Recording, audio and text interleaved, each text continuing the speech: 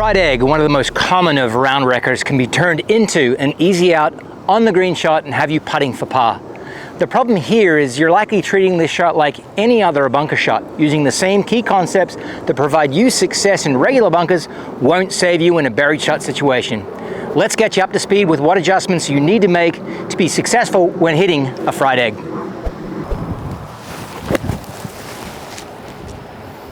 Go in. Round wrecker just became an up and down. So you probably saw what happened. It didn't look like a regular bunker shot.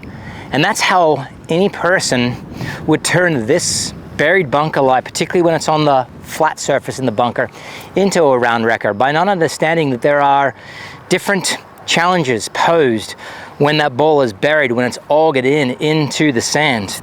And if we treat it like any other bunker shot, then there's a great likelihood that because we're treating it like a regular bunker shot, we end up barreling it into the lip, blading it into the lip, or if it does get out, it's coming out with so much speed and so flat that it ends up on the other side of the green and it becomes your double or your triple bogey. And so the three concepts that we need to understand, one would be how we get the sweet spot of the club, the center of the club, deep underneath the ball, because that sweet spot getting underneath the golf ball is what drives the success in getting the ball up in the air, right? We can't use the loft of the club if the loft of the club never gets beneath the equator of the ball. And the deeper it gets down when the ball is buried, the more we get to use a high point on the loft of the face. So it comes out even higher. So the deeper the divot is, the better. So that's concept number one, and we'll talk through how to do that. Concept number two is standard bunker shots require more force than most people think that they need, more club head speed. Buried bunker shots require one level up of club energy. And the reason for that is, think of the sand like it's a buffer to the energy of the club head getting into the ball. So the reason a golf ball travels a given distance is it has energy, and that energy it picks up from the club head. And what we know that is club head speed turns into ball speed. But yet when you're impacting the sand, it acts as a buffer, as I previously stated. Similar to if you were hitting the side of my head with your fist, but I held up multiple pillows between the energy in your fist and my face, I wouldn't feel much of it. And so when we're impacting the sand as early as we are and as much as we are, there's a greater buffer of sand, so therefore we need more club energy. And the final piece that is a very important piece is, if you go back and you replay that first shot, or you'll watch these next three that I'm about to play, is I'm going to cut that follow through off. And the purpose behind cutting the follow through off is it avoids the club's bounce, this design feature at the bottom of it, from deflecting up off the sand and into the golf ball. It'll be one more reason, one more fail point that people face. And what that creates, that bounce effect comes up into the ball, and it creates more lift, but also more repel out of the sand, which can turn into a bladed shot. So we're just trying to avoid blading this. We're trying to get this to be a situation where it's a sure out. So the following are the steps to success that guarantee those key concepts are executed on really well. So the first point, oftentimes a point that needs to be made over and over and over, is if we need the base of our arc, right? If we just take this blue stick and call that the swing arc, if we need that buried in the sand some amount, this first divot is probably 1.5 inches deep in the sand, then it's to our benefit to build a base to get lower to the sand.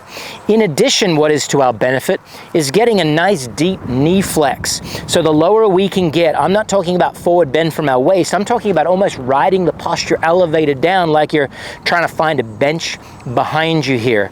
So that gets us lower to the sand. That ensures what?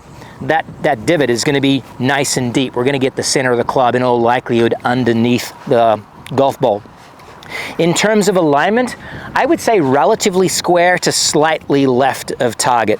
So those two things would kind of be preferential based on the style of normal bunker shots that you've learned to play. I'm okay with either. So that second piece is the speed, and inside of that speed is a piece of technique that also guarantees that your divot is going to be deep, and it gives you the option it gives you the opportunity to be really successful with concept number 3, which is making sure that we don't have the bounce of the club deflecting up into the golf ball.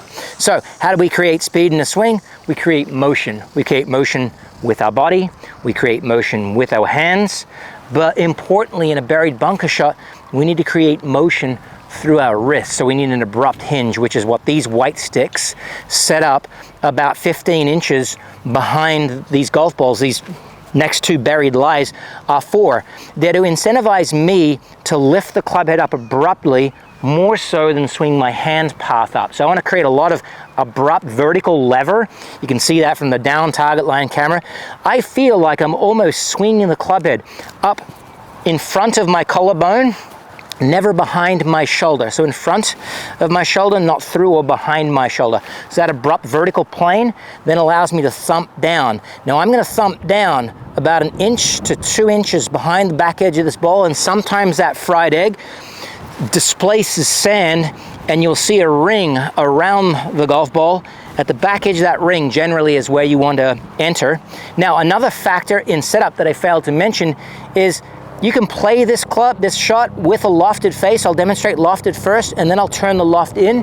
That's an option that people use to ensure that there's more dig in the club, so we get that deep divot and we get the sweet spot beneath the golf ball, but both can work. So foundational principles: dig a fort for your feet, get nice and low, hinge vertically in front of your back shoulder and close to your body, and then thump down abruptly with lots of speed, 1 to 2 inches behind.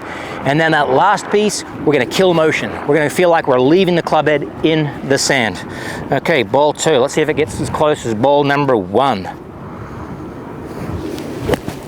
It's out. It's beautiful. It's rolling up to the hole. It's about 10 feet short. I'm totally happy with that.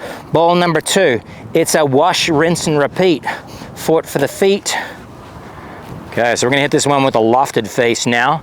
Let's anticipate in this situation, I might use a lofted face to cause the ball to travel less forward. So I've got a short-sided situation, but a buried situation. When I got a lofted face, this bounce wants to work harder up. It wants to deflect off the sand even more. I'm going to have to be more aggressive down into the sand.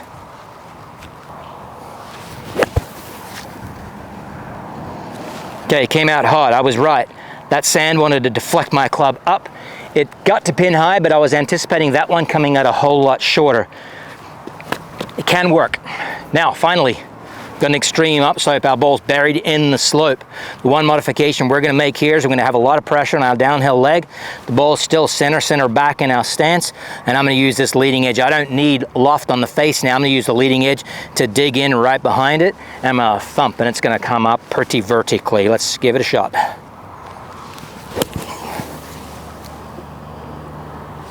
Ball's out. That's how you conquer this round-wrecking buried bunker lie shot.